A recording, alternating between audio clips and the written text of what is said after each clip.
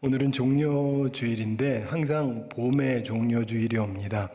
그래서 지나면서 보면은 참 여러 가지 일들이 많지만 그래도 또 개나리가 이쁘게 폈습니다. 그리고 벚꽃도 많이 폈고 목련도 피고 지고 이러고 있습니다. 한번 살펴보시기 바랍니다. 꽤 아름답게 꽃들이 피고 있습니다. 세상에는 수많은 일들이 있지만 하나님의 때가 되면 하나님의 때에 맞게 세상 자연 만물이 움직이죠.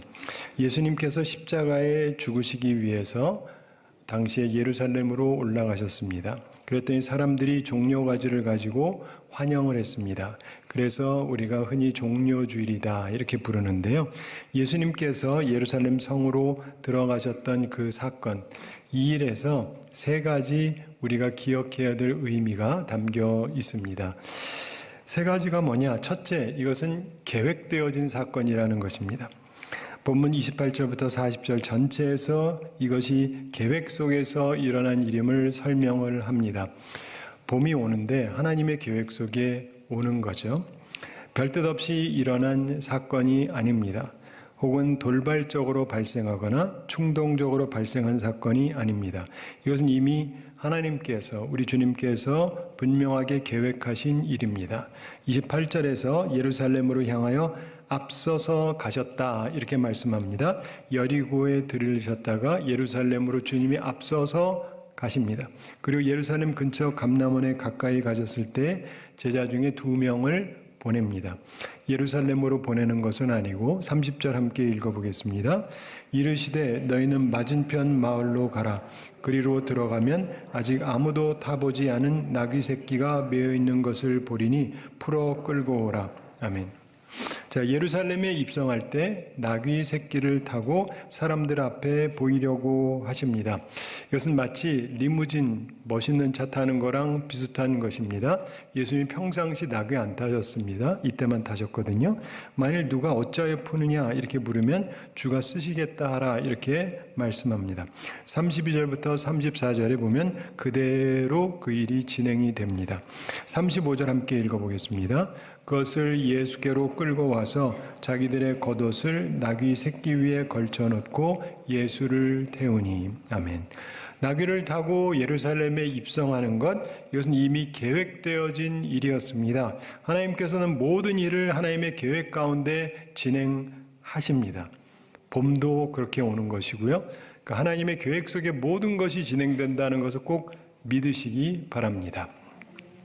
예루살렘 입성의 의미로 기억해야 될 두 번째 요소, 이 사건은 이스라엘 백성에게 호소하려는 사건이었다는 것입니다. 이게 바로 이 사건이 계획된 이유였습니다. 35절에서 제자들이 자기 겉옷을 나귀 새끼 위에 걸쳐놓고 예수님을 타시게 합니다. 그리고 36절 함께 읽어보겠습니다. 가실 때 그들이 자기의 겉옷을 길에 펴더라. 아멘. 이건 평상시에 하던 일이 아닙니다. 특별한 지금 상황에서 하는 것인데 엄청난 희생적인 환영입니다. 이스라엘 백성들에게 주님께서 여러 번 말씀하셨죠. 그러나 제대로 알아듣지를 못합니다. 그러니까 주님께서 이제 호소하시려고 이 사건을 계획하신 것입니다. 우리가 구약 성경을 보면 예로부터 선지자들이 말을 합니다. 말을 하는데 효과가 없는 경우 사람들이 알아볼 수 있는 표현으로 자기들의 메시지를 나타내는 극적인 행동을 하고는 했습니다. 그래서 사람들이 보면은 저게 뭐지? 하는 행동을 해서 도무지 얘기하는데 관심을 안 기울이니까요. 제가 오늘 복장을 굉장히 이상하게 하고 나왔다. 수영복 입고 나왔다. 그럼 목사님이 왜 저러지 하시겠죠? 네. 말하자면 그런 식으로 예전에 선지자들이 그렇게 한 거예요. 아무리 말을 해도 안 들으면. 그런데 바로 예수님께서도 그런 극적인 호소를 하기 위해서 이 사건을 계획하고 사건을 벌이신 겁니다. 자, 예수님 입성의 의미로 기억해야 될 세 번째 요소가 뭐냐면 바로 이 사건은 예수님이 왕이라고 주장하는 사건입니다. 예수님께서는 이스라엘 왕이신데 그를 받아들이라는 호소를 하기 위해서 계획된 사건입니다. 37절에서 감람산 내리막길에 가까이 오심에 제자의 온 무리가 기뻐하며 큰 소리로 하나님을 찬양합니다. 그러면서 중요한 선언을 하죠. 38절 함께 읽어보겠습니다. 이르되 찬송하리로다 주의 이름으로 오시는 왕이여 하늘에는 평화요 가장 높은 곳에는 영광이로다 하니 아멘. 주의 이름으로 오시는 누구라고 합니까? 네, 왕이다 이렇게 선언합니다. 이스라엘에서는 나귀를 아주 귀하게 여겼습니다. 왕들이 전쟁 시에는 말을 탔습니다. 그리고 다른 시기, 즉 평화의 시기에는 나귀를 탔습니다. 그게 전통이었어요. 따라서 예수님께서는 왕이라고 하는 것을 주장하기 위해서 나귀를 타신 것입니다. 말이 아니라 나귀를 택하신 것은 바로 예수님께서 파괴하는 정복자가 아니라 평화의 왕이라고 하는 것을 증거하기 위해서 그렇게 하신 것입니다. 당신들이 기다리고 있던 왕은 바로 나다. 이렇게 주장하시는 것입니다. 예수님께서는 예루살렘 입성이라는 사건을 통해서 사람들에게 이제라도 너희는 나를 왕으로 받아들이지 않겠느냐 이렇게 호소하시는 것이었습니다. 물론 그 계획된 사랑의 호소가 거절될 거라는 걸 알고 계셨습니다. 그러나 마지막으로 한 번 더 호소를 분명하게 하셨던 것입니다. 나중에 가서라도 몰랐다는 말을 할 수가 없도록 분명하게 하신 것입니다. 자, 그런데 이러한 예수님의 극적인 표현 앞에 사람들은 두 종류로 분명하게 나누어졌습니다. 주님을 영접하는 사람과 영접하지 않는 사람으로 나누어졌습니다. 오늘날에도 주님을 영접하는 사람과 영접하지 않는 사람이 있습니다. 참고로 예수님께서 예루살렘에 입성하셨을 때 그곳에 있던 모든 사람은 소위 하나님 믿는 사람이었어요. 그리고 그들은 모두 하나님께 예배드리러 온 사람들이었습니다. 단순히 오늘 우리가 교회 다닌다, 예배당에 앉아있다, 이것으로 주님을 영접했다라는 근거가 될 수는 없습니다. 오늘 우리는 말씀을 통해서 우리의 모습을 비추어 보고 점검해 보게 되기를 원합니다. 우선 영접하지 않은 사람에 대해서 생각해 보겠습니다. 예수님을 영접하지 않던 사람들에게 세 가지 특색이 나타나고 있습니다. 그 첫째가 뭐냐면 불평입니다. 뭐라고요? 네, 불평. 예수님께서 입성하시는 것을 보면서 사람들이 크게 환영하니까 39절에 보면 어떤 바리새인들이 선생이여 당신의 제자들을 책망하소서 이렇게 말하는 장면이 나옵니다. 이들의 마음에는 불평과 불만이 있었습니다. 어쩌면 분노가 있었는지도 모릅니다. 예수님을 영접하지 않는 사람들은 예수님께서 오실 때 그 마음이 불편하게 되어 있습니다. 아주 성격이 급하고 다혈질인 어떤 남성이 있었습니다. 이 사람이 중년의 나이가 됐는데 그 성격이 여전히 불과 같습니다. 근데 사실 참고로 보면 남자가 50이 넘으면은요 성격이 점점 안 좋아진대요. 이 심리학적으로 인간의 몸에 발생하는 것이 그렇답니다. 제가 제 아들한테 들었는데 심리학을 공부하면서 그런 얘기를 해주더라고요. 그래서 그게 일반적이다. 그러니까 나이가 들어서 자기를 조절하는 건 결코 쉽지가 않아요. 그만큼 훈련을 하셔야 됩니다.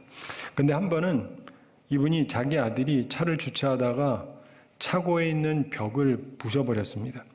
브레이크 밟는다는 게 그만 가속기를 밟았는데 그래서 목수에게 차고를 수리하도록 일을 맡겼습니다. 근데 그 목수분이 상당히 유능한 사람입니다. 그 다음날 아침에 와서 정오 전에 차고를 완벽하게 수리해 놓겠다 이렇게 약속을 했습니다. 그리고 다음 날이 됐습니다.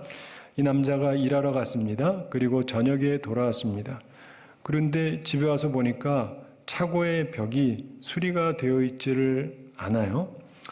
원체 불평불만이 많고 성격이 급한 사람이니까 뭐 잘 알아보지도 않고 참지 못해서 전화를 걸어서 그냥 마구 퍼부어 댔습니다. 욕하면서 여보시오 정오까지 고친다고 하고는 왜 약속을 안 지키시오?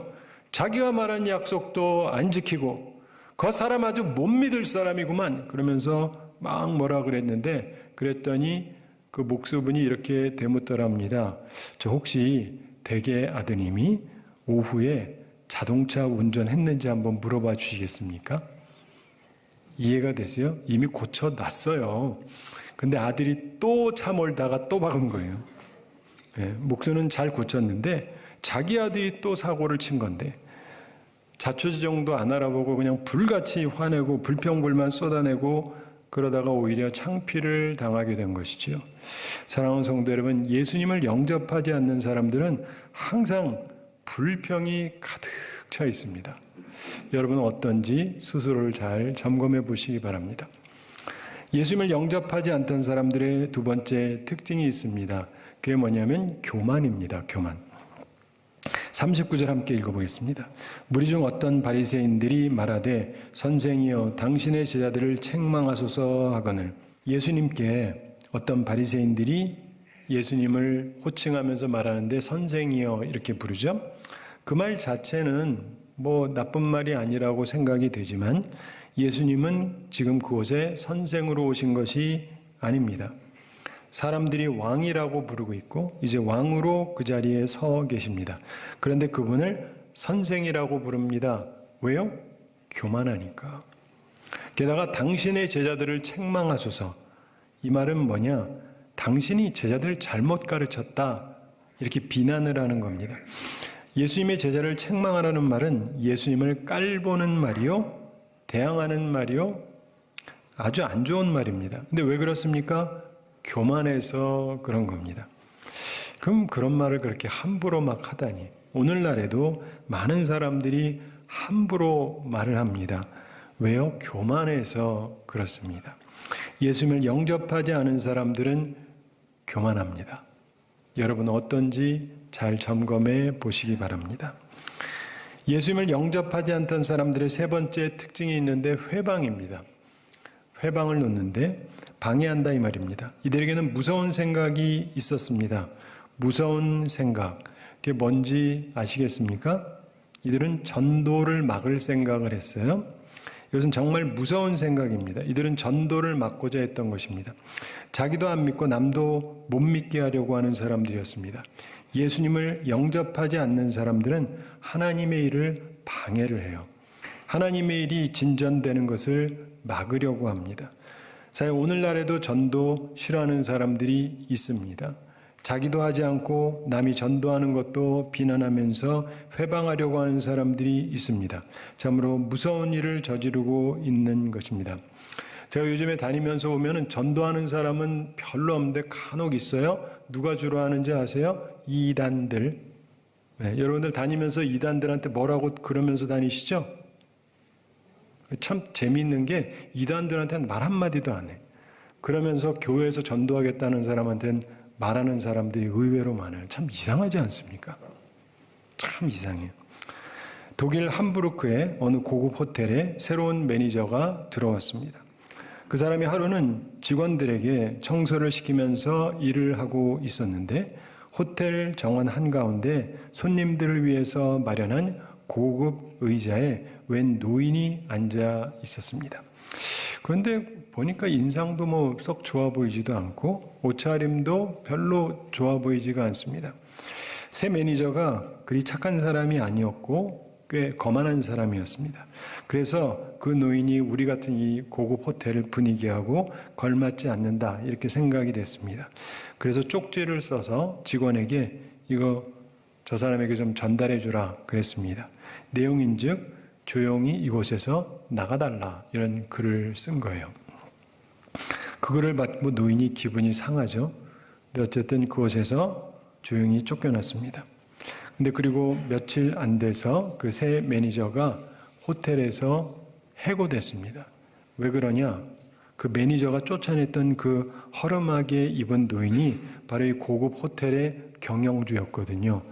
주인을 쫓아낸 거예요. 사람을 외모로만 판단하다가 자기가 쫓겨나게 되었던 것입니다. 사랑하는 성도 여러분, 주님을 영접하지 않는 사람은 주님께서 이 세상에 다시 오시는 날 주님의 영접을 받지 못합니다.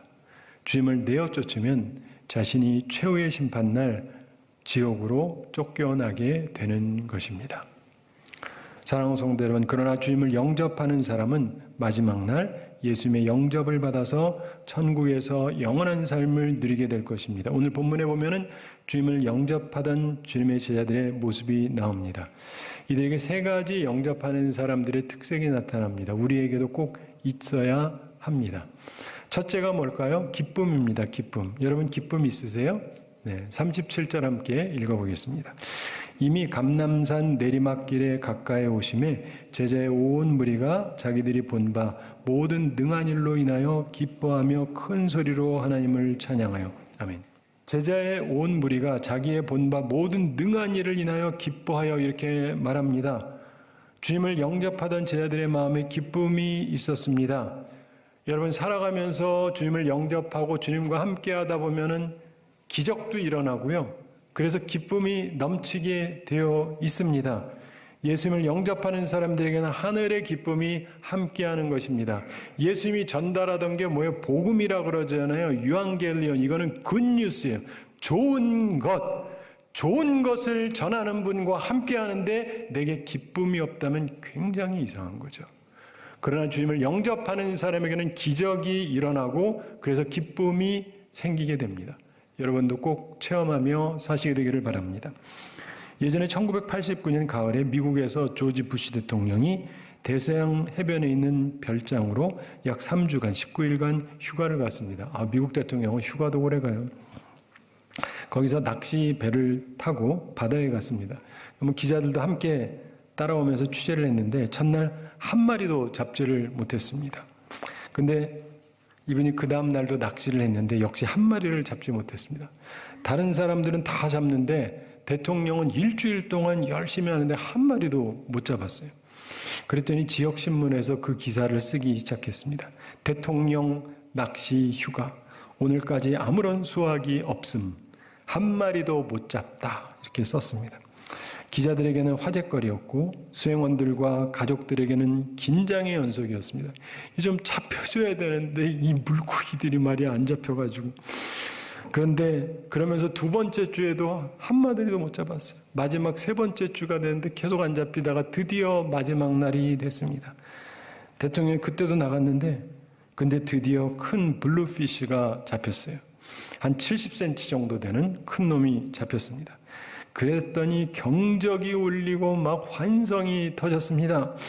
박수 소리가 온 바다에 울리는데 대단했다고 그럽니다. 한 기자가 이 장면을 이렇게 묘사를 했습니다. 세계 대전이 끝난 엄청난 뉴스를 방불케 했다. 배가 육지에 오니까 기다리던 사람들이 마치 대통령 선거에 당선된 날처럼 막 축하하면서 환영했다 그럽니다. 그 물고기 한 마리 때문에.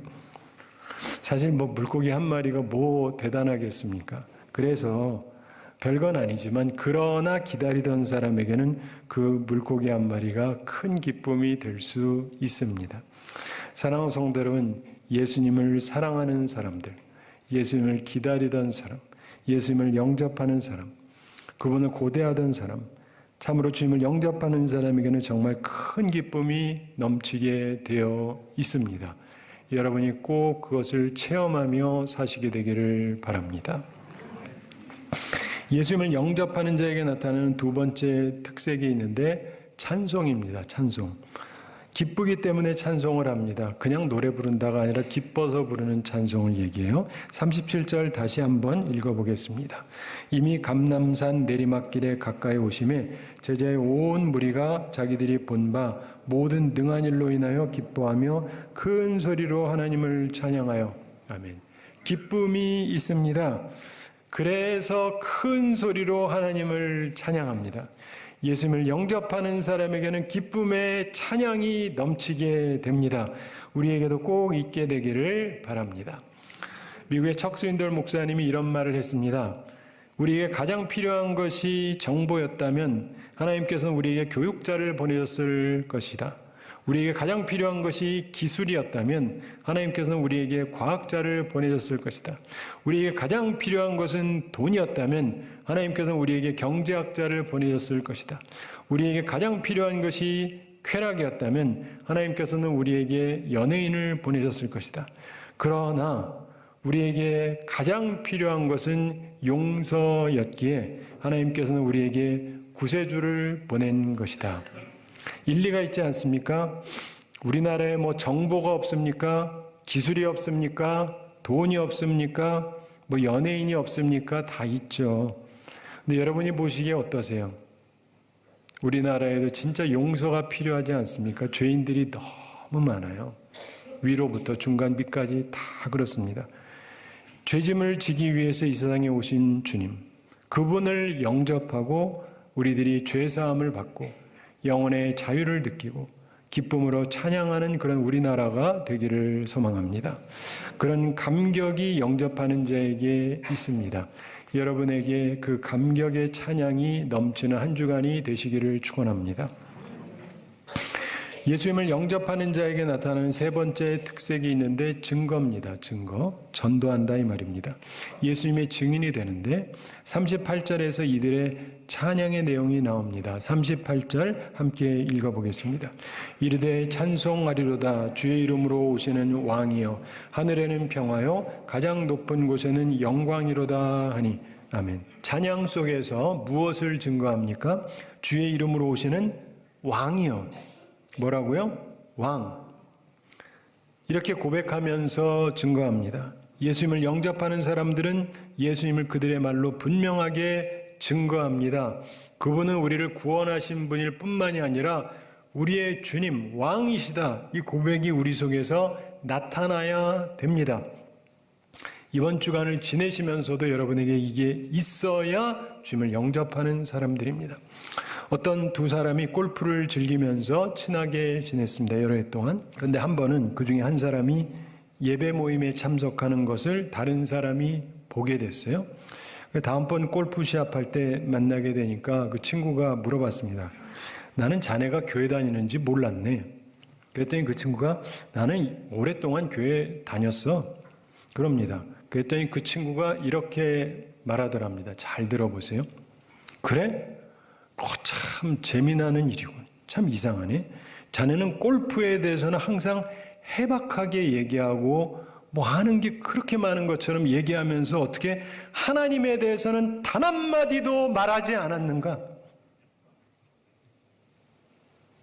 참으로 예수님을 영접하는 사람은 그 삶에 기쁨이 있어요. 그리고 기쁘기 때문에 찬양이 넘쳐납니다. 그리고 그 기쁨과 찬양의 근원이신 예수님을 증거하면서 살아가는 것입니다. 예수님은 성령이 우리에게 임하시면 우리가 권능을 받고 예루살렘과 온 유대와 사마리아와 땅끝까지 이르러 뭐가 된다고요? 예수님의 증인이 된다라고 분명히 말씀했습니다. 여러분이 예수를 믿는 사람이라고 한다면, 성령의 사람이라고 한다면 증거하는 게 정상입니다. 아멘이 매우 적지만 꼭 증인이 되시기를 바랍니다. 감사합니다. 제가 한 가지 이야기 말씀드리면서 오늘 말씀을 마치겠습니다. 아주 믿음 생활을 열심히 하던 어떤 집사님이 있었습니다. 근데 이분이 하루는 꿈을 꿨답니다. 성경 얘기 아니에요. 그냥 이분의 개인적인 얘기예요. 근데 자기가 하나님의 심판 자리에 서 있더랍니다. 사람들이 줄지어서 기다리고 있는데 자기도 이제 기다리면서 자기 앞에 있는 사람한테 하나님께서 어떻게 하시는지를 보면 자기도 좀 예측할 수 있을 것 같아가지고 앞에 사람을 봤답니다. 그런데 자기 앞에 있는 사람을 자기가 알아보게 했는데 그 유명한 테레사 수녀들이에요. 그냥 꿈 얘기입니다. 꿈 얘기. 인도에서 불쌍한 사람들을 위해서 사랑을 쏟았고 노벨 평화상까지 수상했던 그 테레사 수녀가 바로 자기 앞에 있더래요. 그래서 테레사 수녀가 하나님 앞에서 자기 행위에 대한 주님의 심판을 받는 순서가 됐는데 당연히 엄청난 칭찬을 해주실 거라고 생각을 했는데 하나님께서 테레사 수녀한테 무슨 말씀을 하시는데 그냥 이분의 꿈이에요. 근데 그 말을 듣고는 이분이 엄청나게 충격을 받았답니다. 그 꿈에서 하나님이 그러시더래요. 테레사, 나는 너한테 이보다 훨씬 더 많은 것을 기대했는데 겨우 이것뿐이냐? 라고 하시더래요. 꿈 얘기예요. 실화가 아니라 꿈 얘기. 그 순간 이 집사님이 놀래가지고 꿈에서 깼어요. 나는 이 정도면 꽤 괜찮다라고 생각하고 살아왔는데 아니 테레사 수녀가 그럴 정도면 나는 큰일 났다. 그래서 그날 이후로 이분이 신앙과 헌신이 엄청나게 변화되었다는 것입니다. 사랑하는 성도 여러분, 여러분 예수님 영접하신 분 맞습니까? 스스로를 잘 점검해 보시기 바랍니다. 오늘 본문에 나오는 사람들 예수님을 영접하면서 기쁨과 감격의 찬양 그리고 담대한 증거가 나타났습니다. 나한테 과연 그것이 있느냐? 없으면서 주님 만날 준비됐다고 생각한다면 그건 참 문제가 있죠. 영접한 사람의 마땅한 모습이 나한테 나타나고 있는가를 점검해 보시기 바랍니다. 그리고 바라기는 예수님을 나의 참된 왕, 나의 구세주로 영접하시기 바랍니다. 그리고 영접하는 자에게 따르는 그 큰 기쁨, 그리고 감격의 찬양, 그리고 증거하는 삶으로 충만한 삶을 사는 우리 모두가 되기를 우리 주님의 이름으로 축원합니다.